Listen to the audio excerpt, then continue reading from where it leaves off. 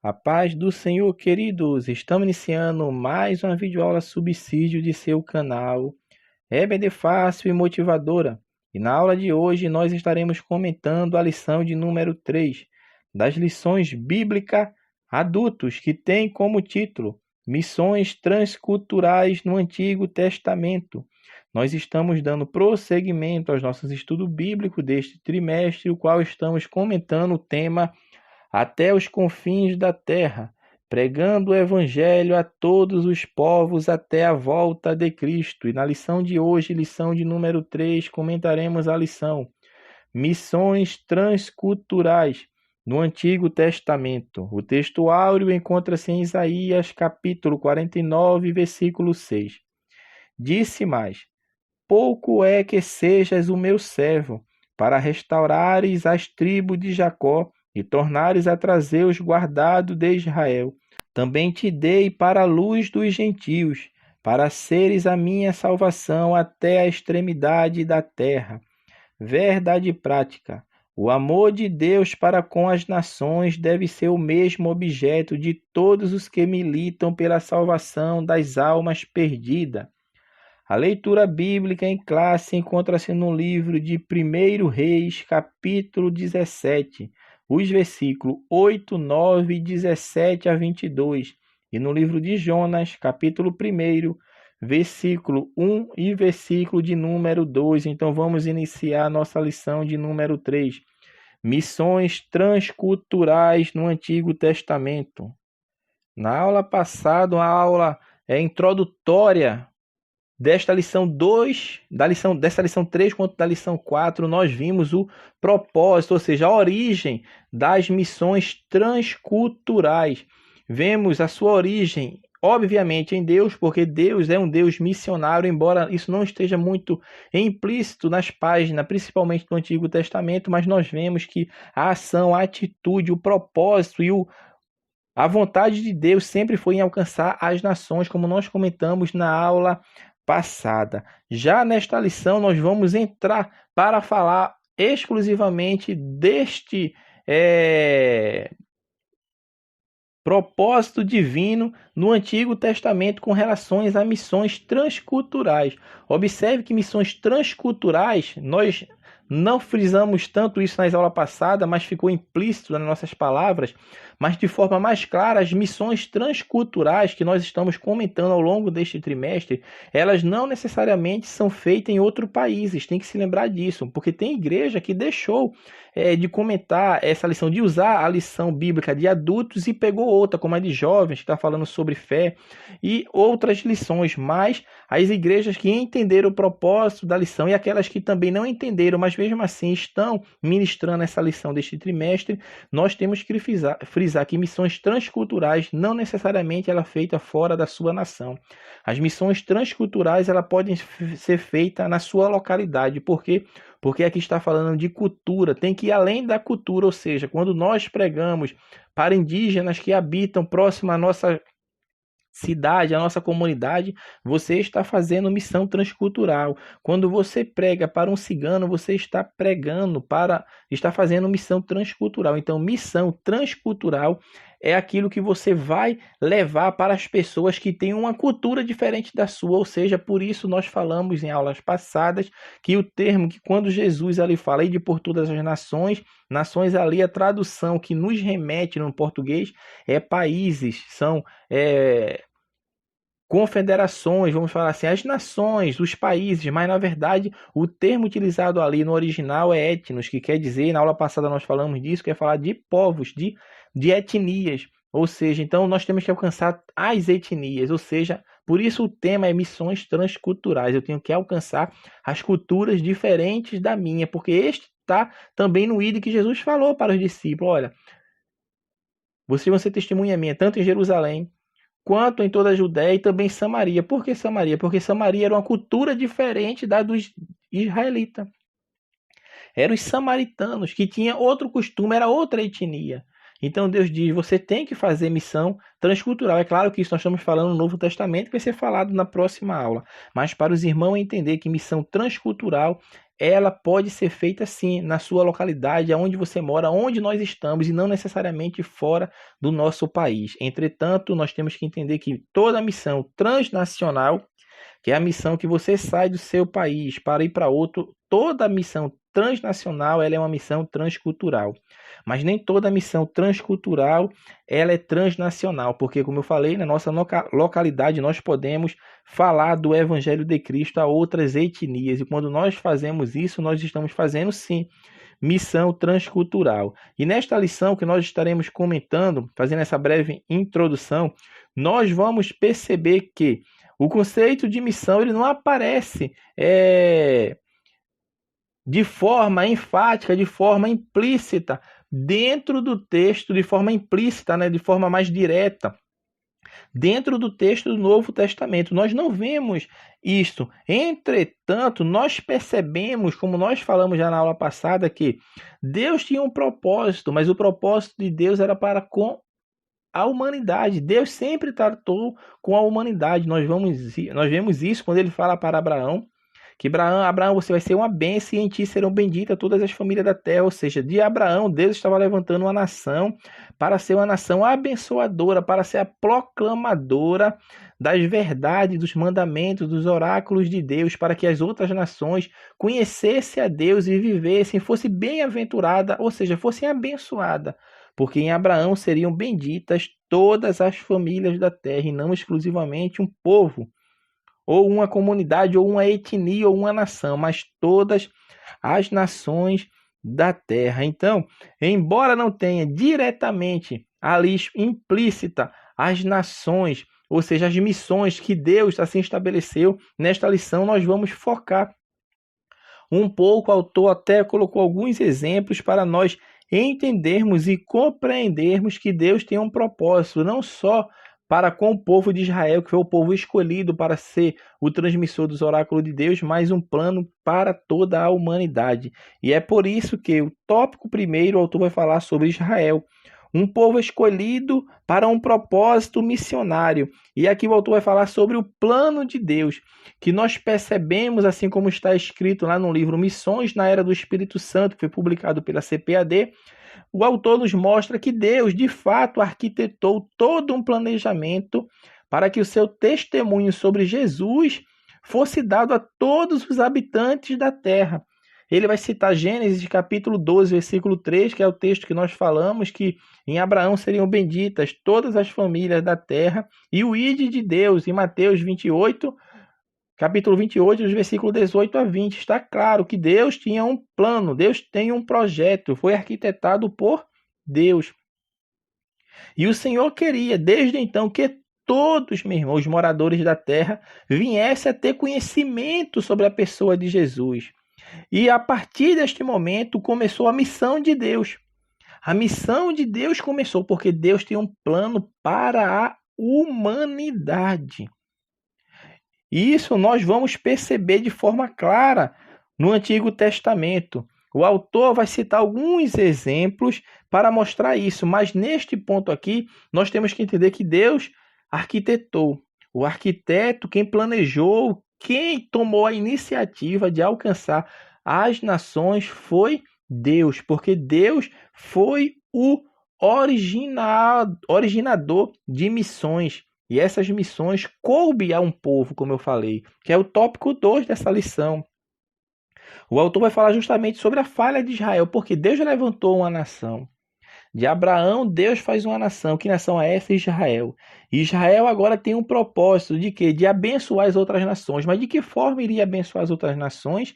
Levando o conhecimento da verdade de Deus. Ou seja, Israel tinha uma missão, tinha um propósito, que era levar que a graça de Deus estava disponível a todas as nações. Isso fica claro nas Sagradas Escrituras, que Deus tinha um plano para as nações.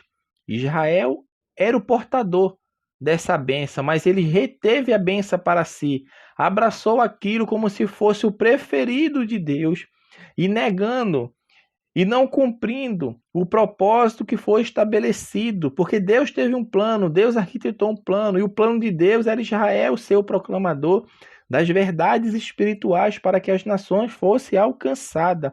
Entretanto, Israel falhou. E na falha de Israel, o que acontece, meu irmão? Acontece que Deus tinha que levar a cabo o seu plano, a cabo o seu planejamento. Israel falhou.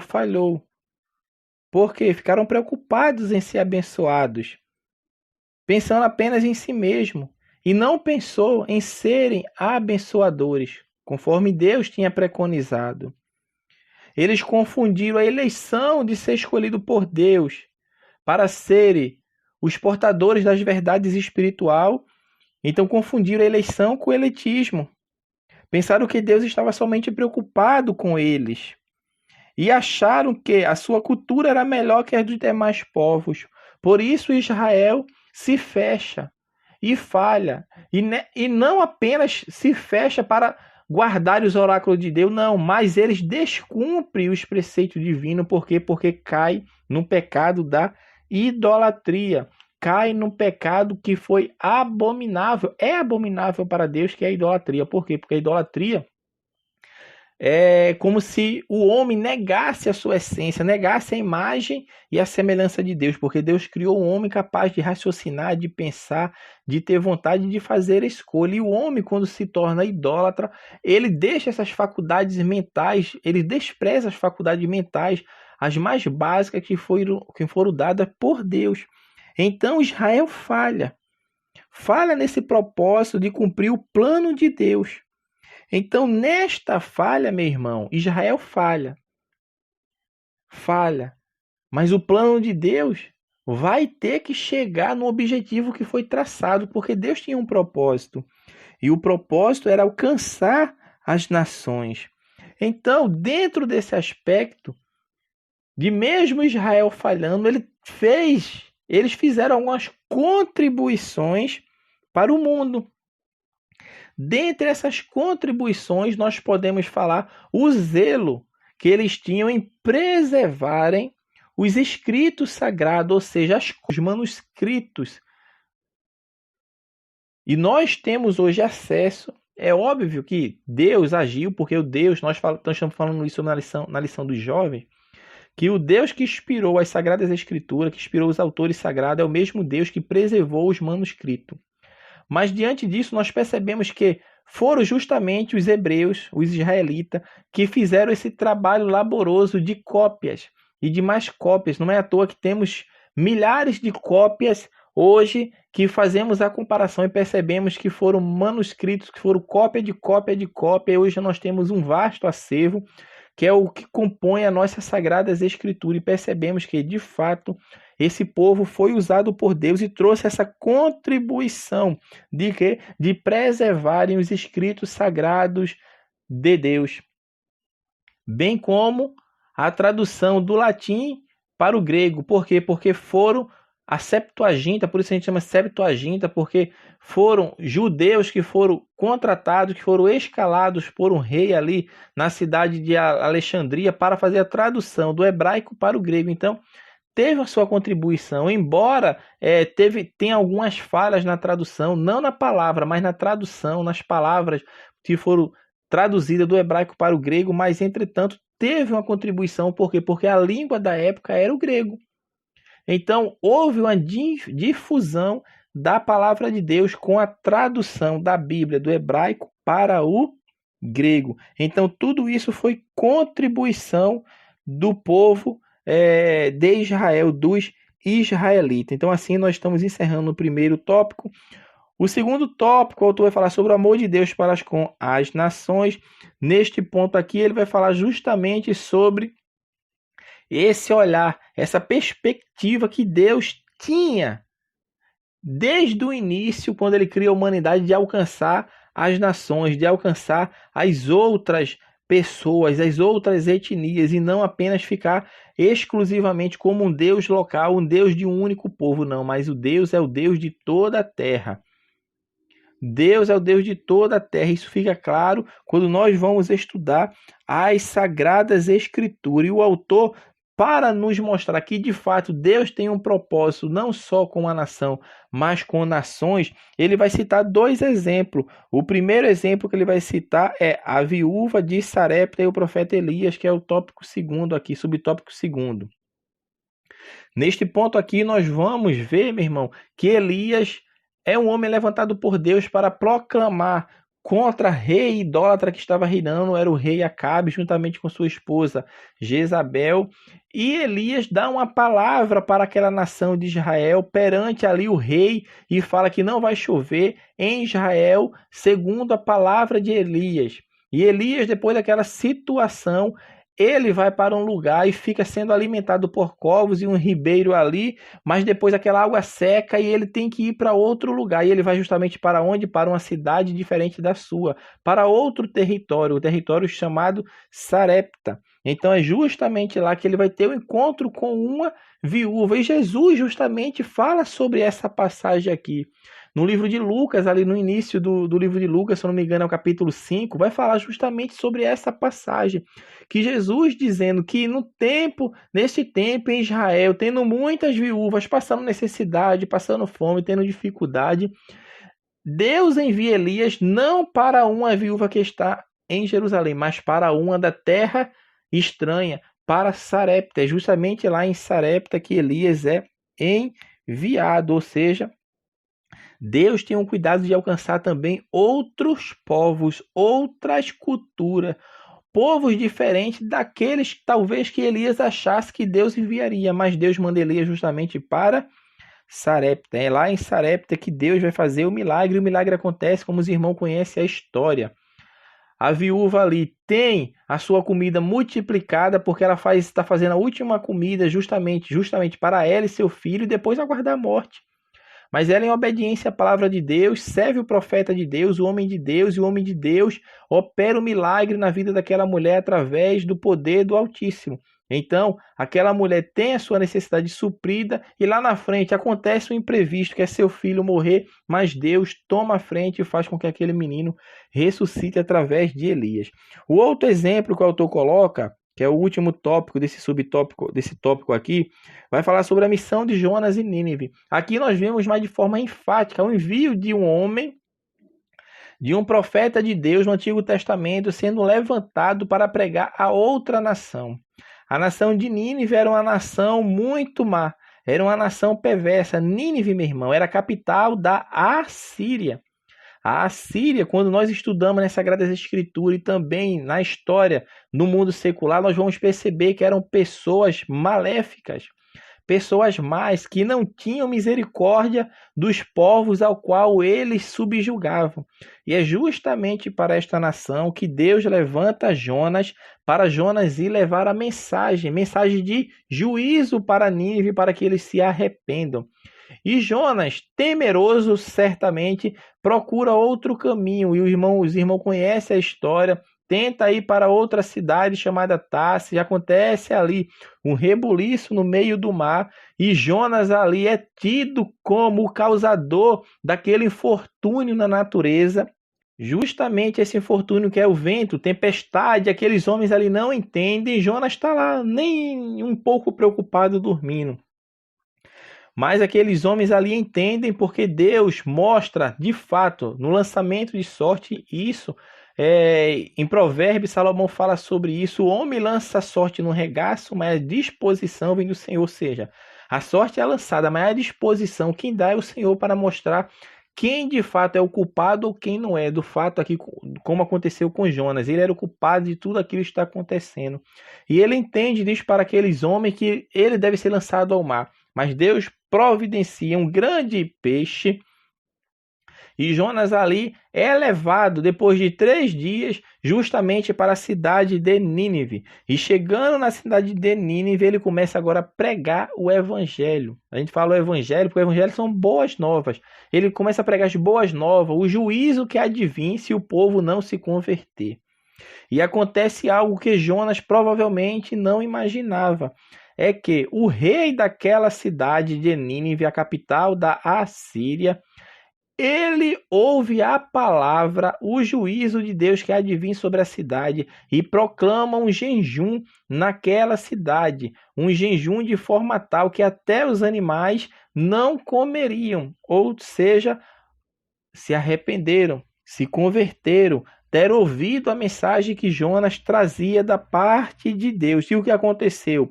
O juízo de Deus não veio sobre aquele rei, nem sobre aquela nação. E foi justamente isto que aconteceu, meu irmão. Deus alcançou uma nação através de um profeta, porque, como nós estamos falando, missões transculturais no Antigo Testamento. O plano de Deus é de levar a mensagem da salvação a todas as nações. O livro de Jonas é de forma clara, isso fica na nossa percepção, quando estudamos, percebemos isso, que Jonas, de fato, foi um missionário de Deus enviado a outra nação. Lá não tem dizendo, Jonas vai fazer missão lá em Nínive. Mas vemos que Deus mandou Jonas lá em Nínive pregar a palavra de Deus e o juízo de Deus para que o povo viesse a se arrepender. Isso é o quê? Missão transcultural que Jonas estava fazendo. E é de fato este o plano de Deus para com todas as nações, que elas venham ao conhecimento da verdade divina.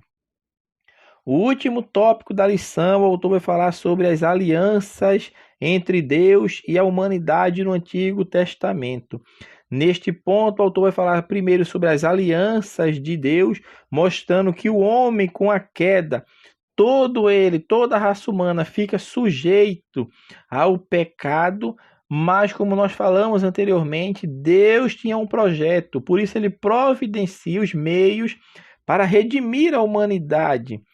E não só redimir, restaurar a comunhão que foi perdida, porque o elo que existia entre o homem e Deus foi quebrado, porque nós estávamos em Adão e Adão pecou, estamos fora de Cristo. Então Cristo vem e faz essa conciliação, ou seja, mas nós não estávamos em Cristo. Então, para estar em comunhão com Deus, para estar novamente com esse elo de ligação com Deus, nós temos que estar em Cristo, porque hoje nós falamos aqui, o pecador está em Adão. E Adão, o primeiro Adão que pecou, que caiu, afastou toda a humanidade de Deus. E agora, quem está em Deus? Cristo que está em Deus. E para estar com Deus, em comunhão com Deus, eu tenho que estar em Cristo. Então, Deus estabelece alianças para com o homem. Observe que quem faz aliança é Deus. O homem nunca faz aliança com Deus.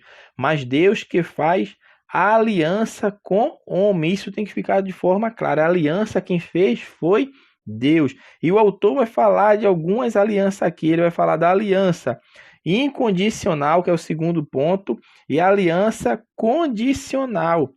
Mas antes de entrar nesses pontos de incondicional e condicional, nós temos que saber o que é uma aliança. A aliança é um acordo, mas é um acordo feito por quem? Entre duas ou mais pessoas, em que 4 elementos estão presentes. São as partes, as condições, os resultados e as garantias. Então, dentro dessa perspectiva, o autor vai definir justamente as alianças. Incondicional já fala tudo, é a disposição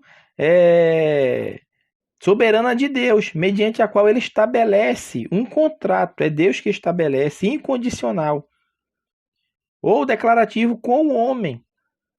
E com isso, Deus, é como se Deus, entre aspas, estivesse obrigado em graça por esse juramento irrestrito, porque Deus que fez o juramento incondicional de conceber por iniciativa própria dele, iniciativa própria de Deus, as bênçãos para aqueles com quem compactua.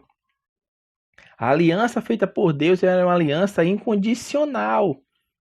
E dentro desse aspecto das alianças, tem a aliança incondicional, que é baseada na soberania de Deus. Entretanto, como nós falamos no início, também existe a aliança condicional.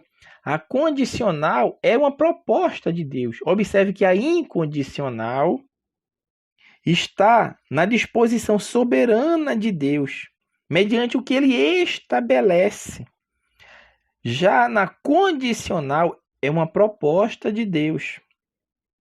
É um contrato condicional e mútuo com o ser humano.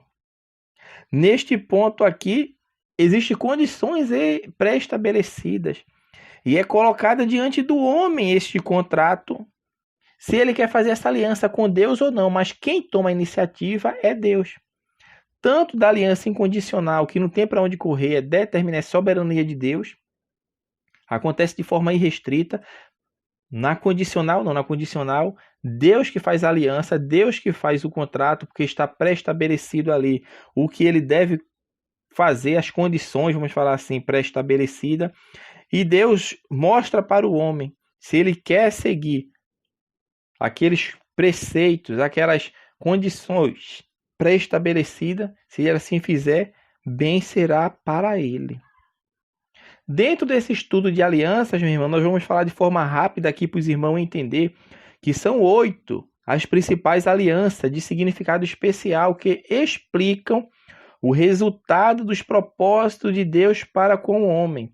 A primeira aliança é a aliança edênica, ou seja, a aliança que foi feita no Éden, que condiciona a vida do homem na inocência. Então é a primeira aliança edênica. A segunda aliança é a aliança adâmica, que condiciona o homem caído e dá a promessa de um redentor.